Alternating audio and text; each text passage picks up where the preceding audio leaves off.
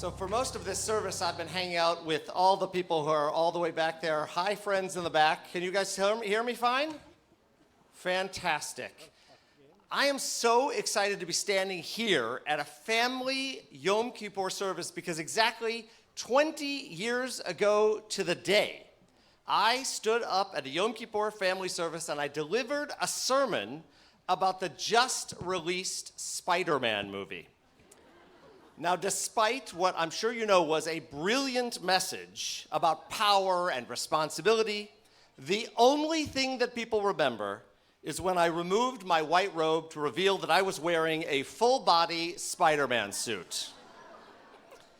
I'm sorry to disappoint you, but you will have to go back and look at grainy video to see that epic moment.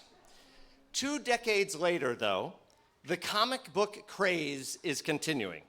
New movies, Black Adam, Black Panther 2, Shazam, they're coming out in the next 3 months. And that's not to mention the already released Thor and DC Super League of Pets that were released earlier this year. Now, in every one of those comic book movies, in comic books themselves, one concept prevails.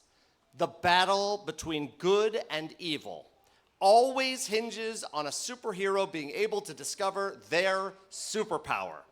If used correctly, it is the key to defeating a villain and saving humanity. Perhaps that's what our ancient rabbis were talking about when they said, if you save a single life, it is as if you have saved the entire world. Now, I am no Spider-Man, but the popularity of those comic book heroes got me wondering what Jewish tradition has to teach us about modern superpowers. And I found this ancient story as an answer. There once was a king who disguised himself as a beggar and would roam the streets of his kingdom, listening to how the people lived. The king had everything, but he was not happy. So one night, wandering through the streets of his kingdom, he came to a place in the outskirts where he'd never been before. It was the Jewish neighborhood, one of the poorest in the kingdom. And as the king walked through those rundown streets, he heard someone singing a joyful tune. The king was surprised. Who could be so happy in this kind of a place? So he followed the voice and he came to a small hut. He knocked on the door, and when it flew open, an elderly man stood there with a beaming face. "A guest is a gift from God," the man said. The Jew welcomed the king into the hut as if it were his palace. There wasn't much there, a table, a chair. Sitting in the middle of that table was the remains of a very humble meal.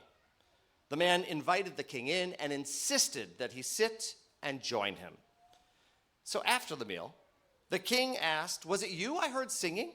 You sounded so happy." "Oh, yes, I have nothing to complain about," the man said. "And what is it you do?" the king asked. "How do you earn a living?" "I'm a cobbler.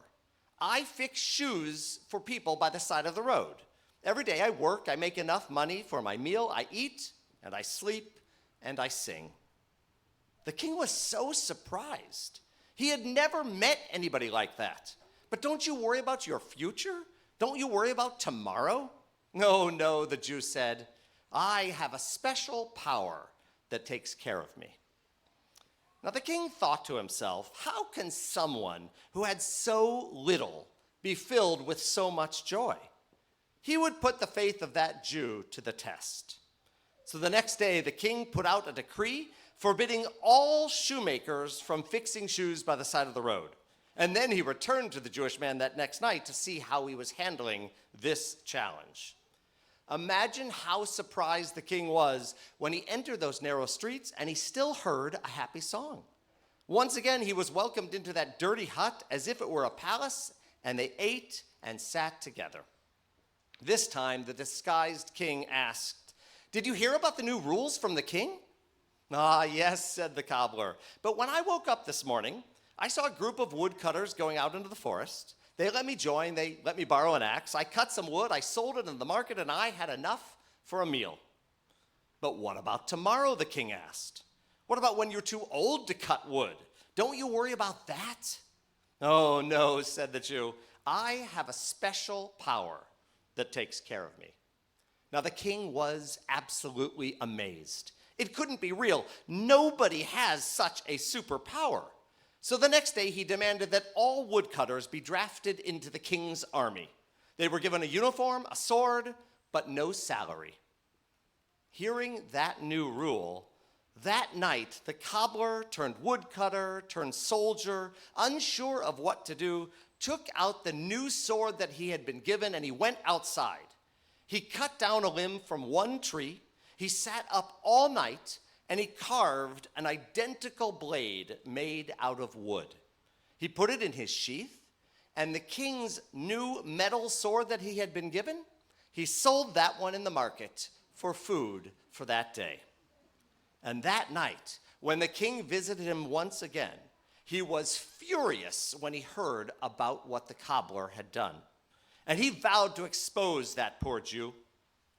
Now, it just so happened that the very next day, there was a man who was caught stealing in the marketplace. The king gathered the entire kingdom. The entire village came to witness the punishment. The king looked around at all of his subjects. He called one man, the Jewish man, the cobbler, turned woodcutter, turned soldier, to step forward. He said to him, "That man over there is a thief, and I, the king, have chosen you, my soldier, to punish him. Off with his head. It is the order of the king, and if you refuse, your head will be on the line."